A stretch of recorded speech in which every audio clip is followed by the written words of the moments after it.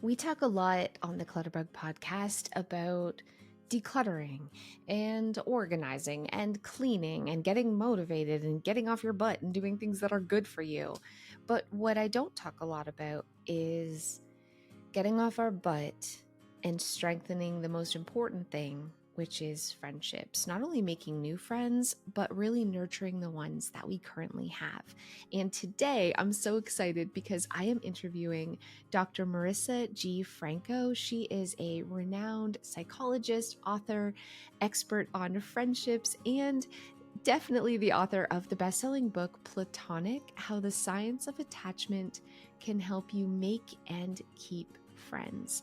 I feel like she's got some really real life and profound advice and insights that are going to help all of us just really foster a stronger community.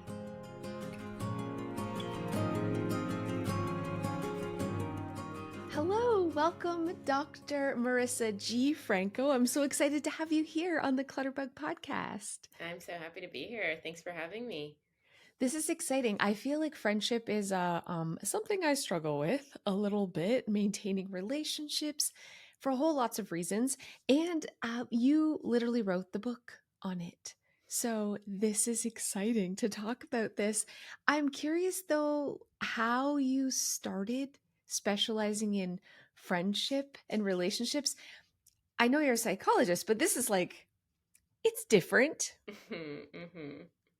Yeah, in my young 20s, I went through a breakup and I took it really hard. And so I asked my friend Heather, "Hey, Heather, do you want to start a wellness group? We can meet up, practice wellness, cook, meditate, do yoga together." And we started this group, and it was so life-changing for me.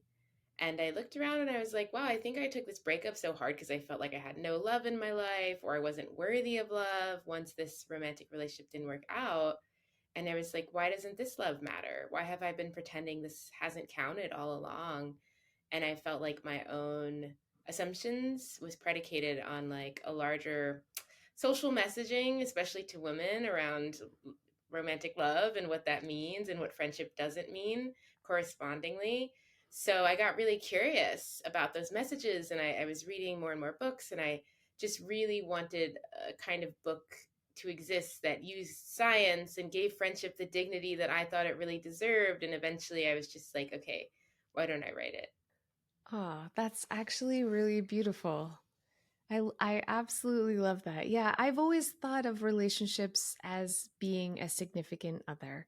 And in my youth, I was like a relationship bouncer, like from like boyfriend to boyfriend to boyfriend, but never really held on to the girlfriend relationships. Like I didn't see those as important or as Mm-hmm. important. So you're so right. That's so fascinating. And now that I'm 45, I'm really like, where are my girl tribe? Where is this Yeah. connection? But it's hard.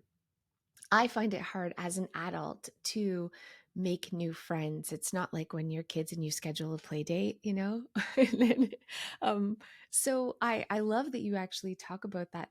The book is not just about strengthening relationships, it's how to make new friends and how to keep the ones that you have. And you talk about something that I've never heard of called attachment theory. Mm-hmm. Can Yeah, you explain what this is? of course. So when we're young, how our parents treat us leads to us to create a template for how we think people will treat us throughout our lives. And so throughout our lives, we interpret the same events very differently based off of that early template. So there are some people whose parents were maybe sometimes loving, sometimes very preoccupied with other things. They really had to fight for their parents' attention. They became what's called anxiously attached. They always think that you're going to leave me, you're going to abandon me unless I'm always trying or you're always reassuring me. So in their friendships, they tend to put a lot of effort, but it tends to be very volatile because they take rejection more. They assume they're being rejected when they're not. They'll sort of withdraw from friends because they don't think friends care. They won't bring up problems because they think that'll lead friends to abandon them.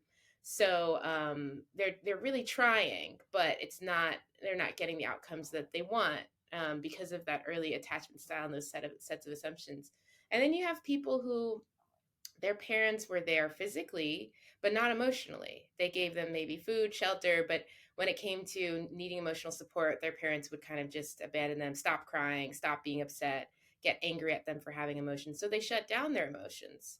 And in shutting down their emotions, they shut down the desire, need, rewards of connection. They actually feel like connection's threatening, that people are going to shame them like their parents will. So they are avoidantly attached. They tend to be kind of lone wolves, very rarely vulnerable. You get close to them, they pull away, very afraid of intimacy. Their autonomy gets threatened very easily. So they really need to be self-sufficient, not depending on anyone, because that's what they had to do when they were young. So they tend to not be as generous towards others, and they not as supportive, because again, these are all threats to their own autonomy. But then you have people whose parents were kind of good enough. They were caring. When you were upset, they tried to comfort you and support you. They tried to understand you as a separate being from their set of assumptions and see you as a kid almost for who you are. Were curious about who you are, what your opinions were. And they made you develop a secure attachment style, which means you assume that other people will like you, accept you, you can trust people, you can be vulnerable around them. And so that has led you to be really good at making friends. You're better at initiating than the other attachment styles, better at conflict in a caring, loving way. You're good at vulnerability. You're particularly generous compared to the other attachment styles. So I think that these attachment styles are really important to know, because if we don't know them, then we continue to think that, anxiously attached people say relationships are just fragile, or avoidantly attached people are just can't be trusted. When you don't understand, okay, those assumptions are actually leading you to engage in a set of behaviors that make these assumptions more likely to come true. Oh man. Okay, so this is sad. What if you have an attachment style that's not so great? It's definitely not secure.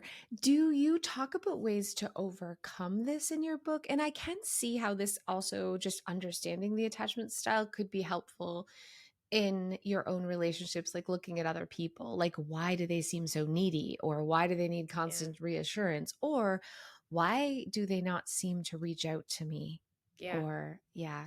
Exactly. It is really helpful. It's like a blueprint. Like I realize, now that I know attachment theory, I'm like, oh, well, I may have like made that person upset, but it wasn't because I necessarily did something wrong. That's their attachment style coming out. They might not want to get as close as I want with them, or not be as vulnerable as I want. And now I understand from an attachment theory lens that that's not personal. So that's why I find it helpful. But platonic is really all about what securely attached friends do.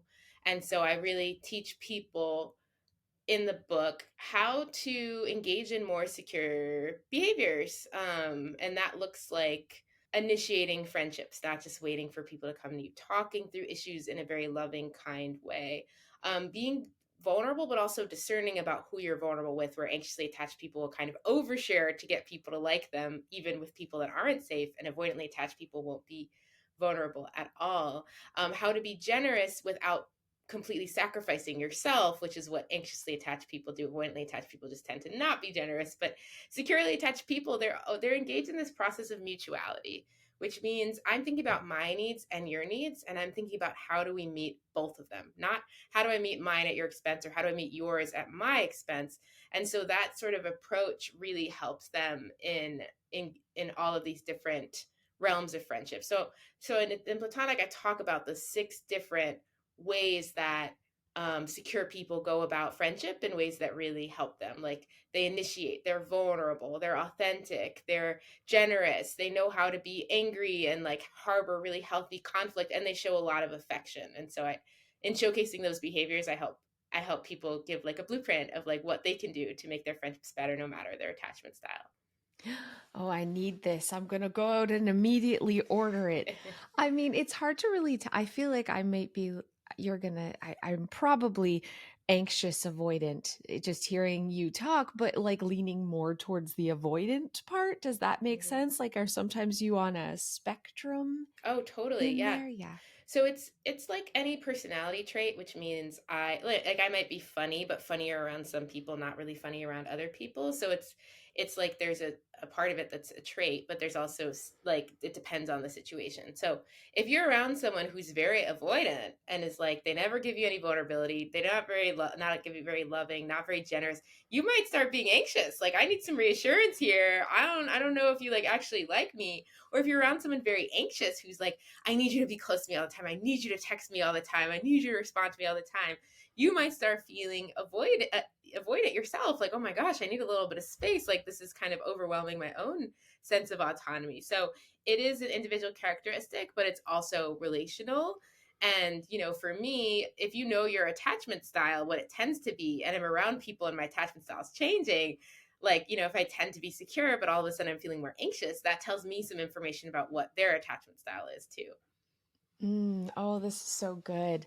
Do you find if you are in a long-term relationship with someone where we've been together 20 something years, married, and he is very like avoidant attachment. So, do you find like other people's attachment style in these close-knit relationships can sort of, you know, leak out on you? You become a little like them because you're around Totally. them so much. Yeah, totally. In the book Attached, there's a good book on attachment theory. They talk about like if you're insecure, like his advice is to find someone more secure because that can leak out on you. But also, if and it is like it's an adaptation, which I think is healthy, right? Like if I'm really around someone who's very avoidant and no matter how much I try to engage or ask for love or ask for support, they're going to reject me. It's actually adaptive for me to stop engaging in those secure behaviors and instead figure out how do I get my needs met elsewhere. And so that's a good point in general, like why we develop these attachment styles is because we were adapted for our environment. Anxiously attached, you fought for that love. Eventually you got it. Avoidantly attached, you stopped asking for that love and you are no longer hurt anymore. The issue is more so that throughout your life, most people are secure. More people are secure than insecure. And so you're missing those people that are secure because you're projecting that template. You're not actually assessing the situation. But if you continue to be in insecure environments, then sometimes it's adaptive to keep using some of these insecure strategies. Yeah. Oh, that's really good. Okay, this is going to sound like a really silly question, but how do you make friends as an adult? And also, why is it so much work to maintain relationships? Like, I'm busy, everyone's busy, and it's effort to make sure that you're reaching out and yeah, really nurturing the relationships that I have. It feels sometimes like I'm like, "Oh my gosh, it's been months since I even talked to my best friend," Yeah. which is really unfortunate. Yep. Yeah, so the first thing you have to do is let go of the myth that friendship happens organically because people that think it does are lonelier over time. The research finds people that think it takes effort, they're less lonely over time. So stop relying on the assumptions that you had when you were a kid, which is it's just going to happen. And there's the sociologist Rebecca G. Adams, and she says for friendship to happen more organically, you need repeated unplanned interaction and shared vulnerability. So I see you all the time and we didn't plan it, like work or school, but also vulnerability, which as adults, we're not often very vulnerable in the workplace. So what that means is that we can't rely on those same assumptions we had as kids because we're no longer in those same environments. So you have to try. And, I tell people if you want to make friends that, people tend to be like, that's scary. I don't want to be rejected. But research actually finds that when strangers interact, they underestimate how liked they are by each other. This is called the liking gap. So actually, people like you more than you think they do. And the fact that you think you're going to be rejected, research finds, actually makes you reject people. When you think you're going to be rejected, you are colder, you are more withdrawn. Whereas when researchers tell people you're going to be accepted, this is based off our analysis of your personality, they go into groups and are warmer and are friendlier. And so it's called the acceptance prophecy. When you assume you'll be accepted, you're more likely to be accepted. So I try to tell people, assume that people like you. Assume that they make that your first assumption when it comes to interacting with people. And even research on talking to strangers, people predict that about 40% of the time people will talk to them. It's actually about 90% of the time. So the world is much more open to you than you think, particularly if you have an insecure attachment style and you're going to have to put yourself out there and try. Now, I see people, they'll go to like one happy hour to try to meet people. And it feels so high stakes because you have an hour to find the friends for the rest of your life. I tell people to join something repeated over time because then you capitalize on something called the mere exposure effect, our tendency to like people when they are familiar. It's completely unconscious. Researchers plant women into a psychology lecture. No one remembers any of the women, but they like the woman that showed up for the most lectures 20% more than a woman that didn't show up for any. So instead of doing like a language workshop, can you join a language class where you'll get that mere exposure? But not only do you have to show up, that means when you show up, you overcome overt avoidance, which is our tendency to just avoid people because we're nervous. But also, you have to engage with people when you get there. You have to overcome covert avoidance. Covert avoidance is I show up and I'm on my phone. I show up, I'm talking to that one friend I came with. I show up, I'm sitting in the corner of the room. It's all the ways that we show up physically, but we disengage mentally. So, overcoming covert avoidance is hey, like I'm Marissa. How are you enjoying this pickleball game? How long have you been playing? Tell me more about your experience. And then you can just like after get to know people, shoot your shot. Hey, like I'd love to hang out sometime. It's been really great to talk to you. Do you want to meet up? Oh man, that's so brave. That I feel Yeah. like that takes some bravery. My go-to is always being very awkward and then oversharing Hmm. immediately for some reason, or trying to be like shock value funny, which again doesn't really go well. So I feel like I can tell by the look in their eyes. I scare people. Listen, I scare people with my over like but I do have incredible relationships that have gone on for years and years and years.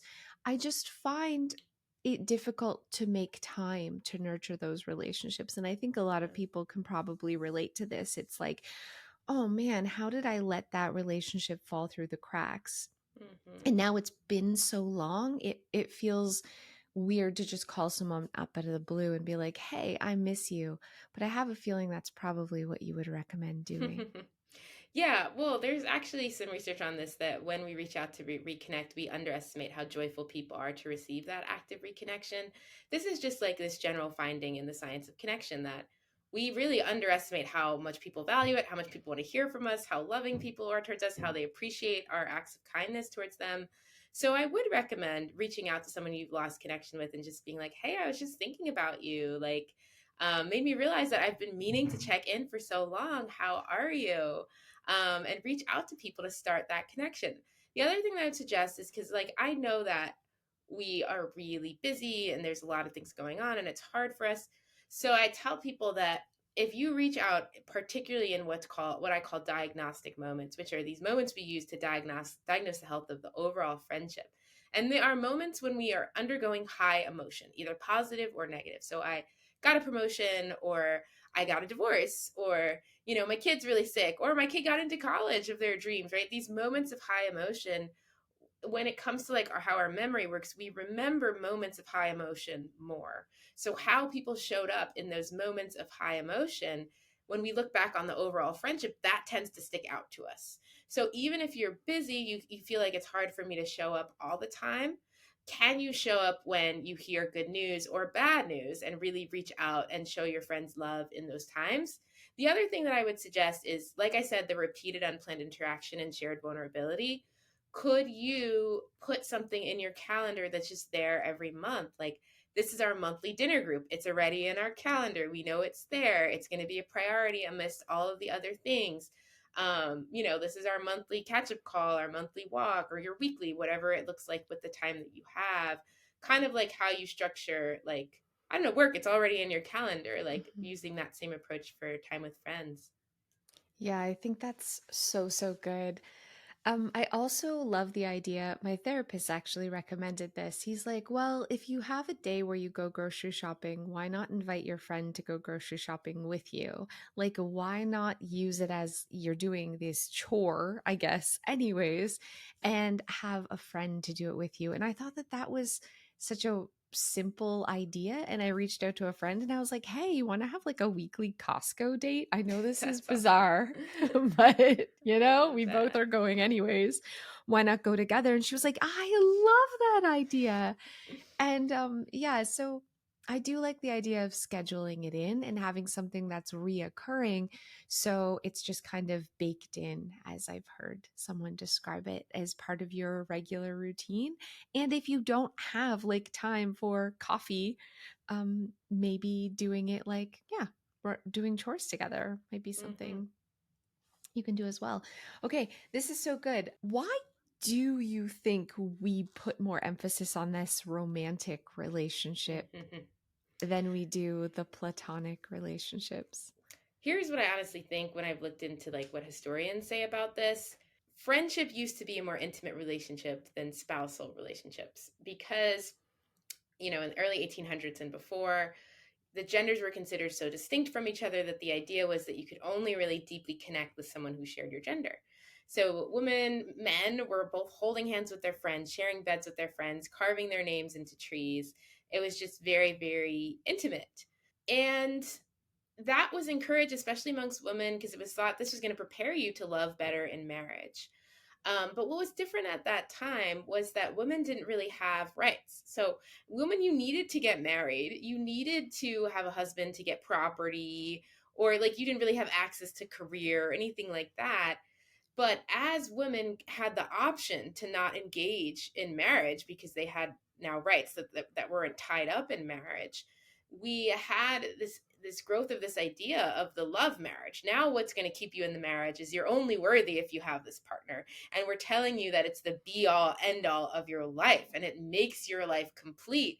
And so what used to be this sort of economic push into marriage became now the psychological push into marriage that has, in very recent times, I'll say in the last like century or so, created this huge hierarchy when it comes to connection. Yeah, I mean, I think of it just hearing you say that it's like find your soulmate, find your other half, find the person that completes you. Yeah. There is a lot of pressure that one other human being is going to be your absolute everything in this Hmm. life. Yeah, and if you listen to terminology around friendship, it's like we're just friends. Or if guys are really close, it's a bromance. It's now romantic. It's not actually just a very close friendship. So there's just all of these subtle ways that we are we are messaging each other around which relationships are really significant. Yeah, and I see this with my mom. So my mom is a very like introverted person. She definitely has like avoidant detachment. Is that what we call? Yeah. So Attachment, she's yes. yeah. So she's never been like a really emotional, vulnerable person. She never really had friendships. It was just her and my stepdad, right? They were best friends. He passed away and she's only 70, but she's really left in this place of loneliness. Like she doesn't have anyone else Yeah. really in her life. She doesn't have a tribe, she doesn't have a community, she doesn't have close girlfriends. And looking at this and kind of like seeing similarities, I'm like, oh, I have put all my eggs in my husband's basket. Like, I'm like, he's my whole world. He's all I need. Um, but even if he doesn't pass away, I don't think that's true. Yeah. I think we're supposed to have a tribe, a village, a community, and especially as women of other women, but kind of coming to this realization when you're halfway through your life is like, oh, okay, I better change everything, like literally flip it all in the head. And it sounds like that's really what you did after your breakup. So how can we kind of look at this differently and kind of shake it up and go back to the way things used to be, where the emphasis was on many and not this one Mm. soulmate? Yeah, so there's a couple of things I've done to try to um, resist this paradigm. One is um, I remember I had a friend who was coming back from Mexico. She wasn't getting in till like midnight. I was like, I think it'd be nice to offer to pick her up at the airport, but midnight, I hate staying up late. I don't really know if I'm going to do that. And this is a friend I really wanted to get close to. And I know that, acts of generosity tend to foster closeness. So I asked myself, would I do this for a romantic partner? And the answer was yes, I would.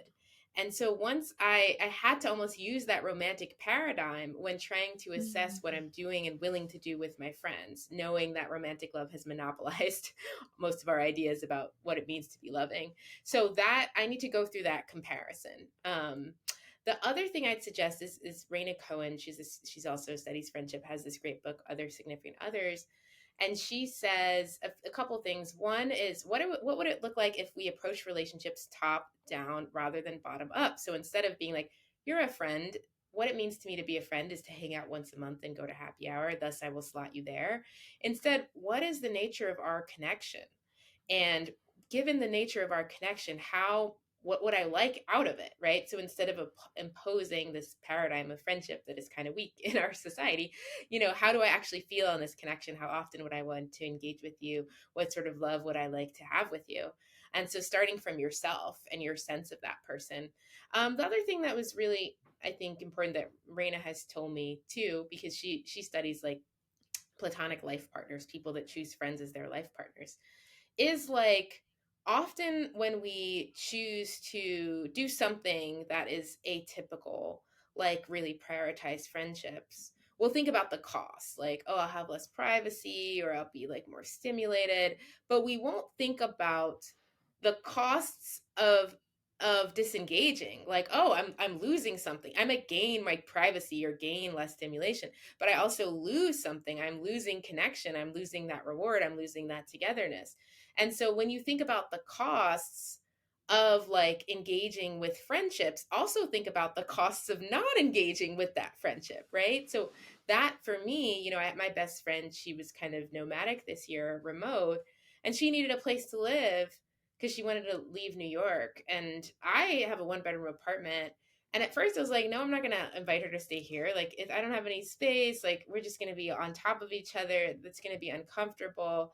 But then I was like, well, are those costs enough to deter me from having precious best friend time, like unencumbered, that we might never have again, where we can see each other day in and day out and have all that time together, and really deepen our relationship. And so when I not only when the costs weren't the period end of the sentence, but I was also able to think of the benefits of the connection, because I think we really get stuck on how friendship costs us. Then I was able to see the bigger picture, and she actually ended up staying with me for 6 months in my apartment. And I'm really glad I did it. We got a lot closer, and even if it wasn't typical, like, it was really meaningful for both of us. Oh, I love that. You said something that just resonated with me. You talked about like love, like loving your friends. You just mentioned it. And I never really thought of that because I say like, "Oh, I love my friends." But I don't really think of it like I don't act towards them like I love them. Does that make sense? Like Mhm. the way I talk to my spouse or my children and even my parents, there's like a deeper love there, but I do feel that deeper love for my friends too. I just don't express it in the same way because I think it feels awkward. Yeah. Does that make sense? So I don't like touch them. I Hmm. don't go out of my way to hug them. I don't really get deep and vulnerable sometimes with them. I overshare in the beginning with vulnerability salad all over their face. But then after that, I try to keep it light because Yeah. it feels, I don't know. But yeah, there is no reason that we can't express our actual love Hmm. for our friends like we express our love to other people in our that are like blood family. It's Totally. just, yeah, super, super interesting. Okay. Do you think there's any like cultural influences here? Because I'm just saying this, we live in a place where there's like a lot of new immigration and we're seeing multi-family homes. Yep. And I see, they're going for big walks and there's like this huge family all spending time together. And I'm like, wait a minute. That seems really nice. Yeah. We don't really have that. We all kind of live far away. And I said to my husband, I said, wouldn't it be so nice to buy a huge plot of land and have like each of our kids have houses on it? and with their families, and my kids are like, I don't want to live right beside you. And my husband's like, I don't want to have to cut their grass. And I'm like, what are we talking about here? Right. Like, it's very normalized, I guess, for us, even our core family group, to kind of spread out and separate and create our own little core families where it's like a husband and a wife and the kids, and that's it. And Yep. we're very, very separated. Where I'm seeing perhaps in other cultures, that's not really happening. Now, this is, just a perception. But Hmm. um, have you seen this? Or why do you think this is that we're kind of like all going in our separate corners? Yeah. I definitely think it is cultural. I mean, we live in a very individualistic culture, and this is a sociologist, Durkheim, who says we live in a state of anomie, which means that the norms of society are antithetical to what we need to thrive and what we need to flourish. And if we're not in touch with ourselves, we will easily just live according to these cultural scripts. So one that I think about a lot is like, oh, like as you have more money, live alone or move to the suburbs and get a big house, right? But not actually thinking through, do I want to live alone? Do I would I rather have a smaller space and, be around more people? Like we just kind of follow these cultural scripts, and I don't think we can trust culture to give us what we want in terms of connection, because 50% of us are lonely, and those rates have only been rising for the past several decades. The youngest generation is now lonelier than any other generation before it. So if we just rely on doing what culture expects of us, that's going to be one of us. And I think my book Platonic is really about, I acknowledge that it's harder now to make friends than it ever was, because it used to be embedded in your community. You never left your community. Your work would be out of your home, not you wouldn't then, people moved to urban areas for factory work. But that meant you saw the same people, you lived with the same people, there was a lot more relationship stability. You could take for granted that you had connection in your life, but that's not true anymore. It's really not true anymore. And it means that if you want connection in your life, you can't just say I want connection in your life and hope that it comes to you. You really have to be intentional about reaching out to people and about creating it and about like living the life that you want. And you have to have the audacity to know that this might not be typical or this might not be normal, but what is typical and what is normal actually isn't so great right now when it comes to Yeah. connection. Yeah, man, isn't that the truth? And I love how you talk about the younger generations being lonelier and lonelier. We see with my son, he's 12. Like when I was 12, we were outside playing with the neighborhood kids. We moved to the country. There's really no kids around, and he's also like his only connection with other kids is through a screen. And even when we say like, "Hey, how about we go and get together with other friends?" He's like, "Oh, no, I'll just play with them online. Like I don't Mm-hmm. want to see them in person. I just Yeah. want to see them online." So, I think about my own community, and my first thought is my Clutterbug community of people I don't even know on the internet, where we're just like messaging each other kind of thing, which isn't the same.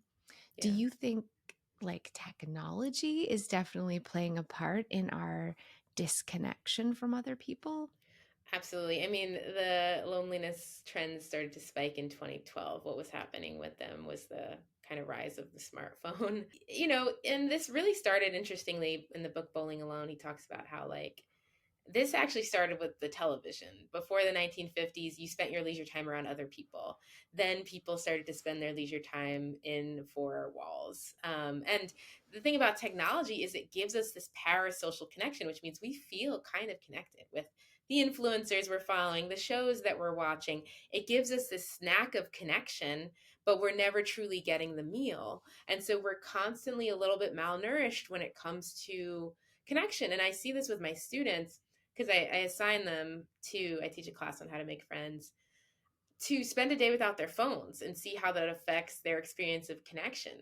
And what I realize is they're not letting themselves get lonely enough, because once they spend the day without their phones, they're like, I was so lonely that I ended up starting to talk to this person at the grocery store. I was so lonely that I actually knocked on my neighbor's door to connect with them, right?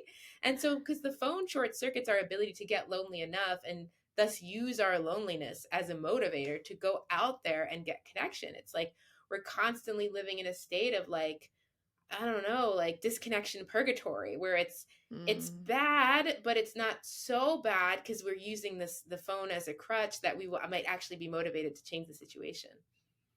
Yeah, that's so true. It is. Even when I'm like, I'm on TikTok or I'm scrolling, it feels like I'm listening to other people. I feel like a slight connection to people, but it isn't deep and it isn't meaningful. And that I think is what my son is missing out on, is developing like deep meaningful relationships. And without practice of talking to Exactly. other people and interacting and having friendships, it's going to be really hard for him when he's older to actually make meaningful friendships because he hasn't practiced or gone through. I remember being a kid and it's like, oh, she's so mean to me, we're dealing with conflict, right? You like have friendships that Hmm. end and starting new ones and dealing with that. That's kind of going away, especially Yeah. now with texting. So if I Yeah. have a negative reaction with a loved one, like a cousin, I've had this with cousins, I've had this with like my parents, we can just kind of like, well, deal with it through text, Hmm. right? Instead of actually dealing with it face to face, which feels very different. Totally. Totally. I think you're exactly right. Like, this social skills are a practice and they're a muscle like anything else. And the more that we avoid them, the harder that it gets. And, we have to just, I assign this to my students. Hey, talk to 5 strangers this week. And because this is Mhm. based off of research that when you talk to strangers at the end of the week, people feel more confident, like they'll enjoy it more, like they can carry out a conversation more, and they're less likely to fear rejection. So there's this way that part of the ways we get better at connecting is actually just doing it. Like, there's all this stuff going on in your head around, oh my god, it's gonna be so weird, clingy, just do it and just try. And maybe it is weird and maybe it is awkward, but like, that's okay. Like, that's not something that you need to avoid. Like, that's actually like part of the process of connecting. Like I said, with the mere exposure effect means that when you meet someone at first, you're going to be uncomfortable. They're not familiar yet. And the problem is, like, even me in college, I would go to one social group and never come back because I thought that discomfort was a sign that connection wasn't working rather than a sign that I am in the process of connecting. This is part of the stages of connecting. Some discomfort, some awkwardness that we try to continue to show up, and we end up feeling more comfortable over time. Yeah. Oh gosh, that's good. You know what's something I got to start doing? Listen, when somebody calls me on the phone, I like want to I'm like, "Why aren't you texting? Why are you calling me? Just text me." But the truth is, there's a lot that we can even gain from a phone call over Mhm. text. So here I am, like texting my mom or texting. Sometimes I'll even text my kids. They're in the same house as me. This is bonkerdonks. I feel like this is something small that I can start doing. And like instead of sending a text, maybe I can call. And the person on the other end is not going to want me to call. They're going to want me to text. But Mhm. maybe this is something all of us need to practice doing more because it's such an easy way of avoiding intimacy and avoiding connection and avoiding real conversations when we can just send a 5-word text. Exactly. Yeah, and something that I also suggest is, because when it comes to the idea of connection, we think about it's scary, it's awkward, I might be rejected. But when we actually do it, we find it's enjoyable, it's rewarding, I'm glad I did it. Knowing that, one tip that I use is that instead of asking myself, do I want to do things? Do I want to connect with this person? I ask myself, will I be happy that I've connected? So I can get over that prediction and instead get to the ending and think about myself in that ending period and looking back on the connection that I fostered. Yeah. And I mean, if you're listening to this, you might be like me and sometimes tell yourself, oh, I like being by myself. Or, oh, it's so much work and no, I'd rather just stay home. But the truth is, I know all of us are craving this. I think this is human nature to need to have friends and to need to have a bigger community of people that we love and that we trust and that we can count on. And so maybe I talk a lot on the podcast about it's important to clean your house and it's important to organize and it's important to declutter. But I think it's also really important to nurture our connections with other human beings too, because at the Totally. end of the day, that's probably the most important thing that we can do. Yeah, and I honestly think of like connection is a metaphor for cleaning your psychological house. Like, I don't know, there's research that finds that if out of 106 factors that predict depression, having someone to confide in is the number one thing that prevents against it. And when we're lonely, we find ourselves ruminating, thinking about small hassles all over and over and over again. Like psychologically, we're sicker and we might not always see that. Mm. But then when we connect with people, we're like, whoa, my gosh, why do I suddenly feel more at ease or more joyful or more centered or more grounded? Or like this thing that was really big to me is suddenly a lot smaller in my head. And yeah, connection is just really so important for all of that maintenance and staying clean and healthy.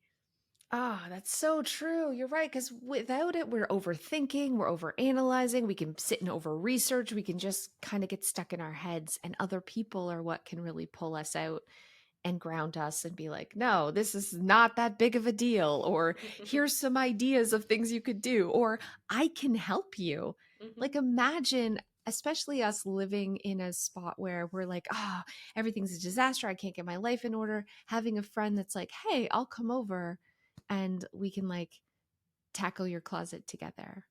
Exactly. That's so nice. So nice. Okay, well, thank you so much. I'm feeling really inspired first to stop texting everyone and start calling instead, and also to just really express my love to the people in my life. Like to really ask the question, how would I treat this person if it was my significant other? What would I say to this Mm. person? How would I react to this person? How would I show my love to them? I'm not going to start making out with my friends. You know what I mean? But like there's other subtle things that are Mhm. very different how I show up for the people in my life versus how I would show up if it was my husband Joe. That's awesome. So I love that is that. a really, really just simple like mindset shift that I think can have a big impact on our relationship. So thank you so much for that. And please let my listeners know how they can follow you and how they can order your book and just learn more about you. Absolutely. So I share tips on how to make friends on my Instagram, Dr. Marisa G. Franco. That's DrMarisa On my website, drmarisagfranco.com. You can take a quiz that assesses your strengths and weaknesses as a friend, or reach out for any speaking engagements related to connection and belonging within work or outside of it. And you can get my book, Platonic: How the Science of Attachment Can Help You Make and Keep Friends Anywhere Books Are Sold. This is so good. Thank you so much for being on the Clutterbug podcast. And thank you for everyone listening today. I hope you got something done in your house while you were listening. And I also hope you're feeling really inspired to reach out and connect and strengthen those relationships. My Thanks pleasure. again. And we'll see you guys next time. Bye.